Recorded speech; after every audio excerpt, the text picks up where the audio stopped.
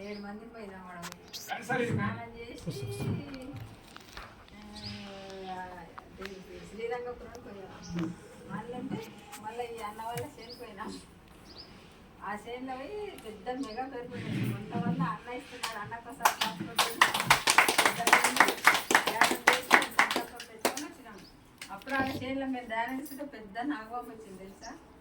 ఆ నాగబాంబు పోతుంటే చూస్తే 10 సార్లు మంచిగా రియల్గా నేను అది చూసి అందరూ చెప్పిన ఇట్లా గడ్డంతో కూడా అవుతున్నాడు. ఆ పామే 10 సార్లు మనం ఎందుకంటే అక్కడ పెరిగి మాట్లాడినాం కదా, మనం పోయి అడుగుతున్నాం కదా. మేము పోయిన కాడలో ప్రతి ఒక్క పెరుగు కాడ పాము వస్తుంది. ఆ 10 సార్లు అంటే మనం మంచి చేస్తే మన ఇంట ఉంటాడు.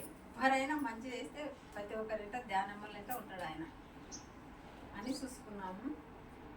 నేను కూడా ఒక కొడుకు కథ చెప్తాను. మేడలాగా ఒక ఊర్లో ఒక 70 ఏళ్ళ ముసలాయి ఉంటుంది. ఆ ముసలాయి ఏం చేస్తుందంటే పక్కింటి ఆమె తాళం ఇచ్చిపోతుంది. అమ్మ నా ఇల్లు చూసుకుంటాడు, నేను అట్లా వేస్తా, పని ఉంది, నా కొడుకు వస్తాడు, బస్ స్టాండ్కి పోతుంది అని. ఆమె ఇట్లా పోయిందా లేదా ఏమేం చేస్తుంది, ఇలా తాళం తీసుకొని దొంగతాళం వెనక లోపలికి పోతుంది. లోపలికి పోతే ఒక చిన్న అవధుడు ఉంటుంది. ఆ అవధుడు లోపలికి పోతే అన్నీ గమనిస్తుంటుంది. దాంట్లో కన్నా అర్థమైతే కదా మాటలు వస్తాయి. గమనించి ఆమె చూసి దాంట్లో 70 సంచులు ఈ ముసలి ఏం గుర్తుపడుతుంది. ముసలాయమని ఒక సంచి 2 సంచులు ప్యాకెట్లు వేసుకొని పోతుంది, దొంగతనం చేస్తుంది. అయితే ఆ అవధుడు చూసి నవ్వుతుంది. ఎందుకు నవ్వినా నువ్వు అని అడుగుతుంది. అవి వేసి వచ్చింది కదా అంటే గత జన్మ కర్మ లేదనమాట. ఎందుకు నవ్వుతున్నావు అని అడుగుతుంది.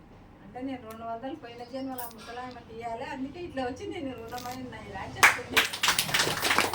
చెప్తే ఆయన ఏం చేస్తుంది, మళ్ళీ ఆ సంచులు తెచ్చి ఆవ చెప్పి నేను తెచ్చి వాళ్ళ ఇంట్లో వేసి ఓం నమో నారాయణ 3 సార్లు అని. అంటే ఆయన పాపాలు ఇక్కడనే కడిగేసుకుంది. అట్లేమైంది పాపం చేస్తున్నాం, మళ్ళీ అనుభవించక తప్పదు. 100 ఏళ్ళు భూమికి వచ్చి అనుభవించాలి. ఆయన అర్థం చేసుకొని మళ్ళీ ఇంట్లో పెట్టి ఆ పాపం కడిగిపోయింది. ఇట్లా నోటిలో మాట నోటి మీద రాక అబద్ధం చెప్పకూడదు. మంచి ధ్యానంలోకి వచ్చినాక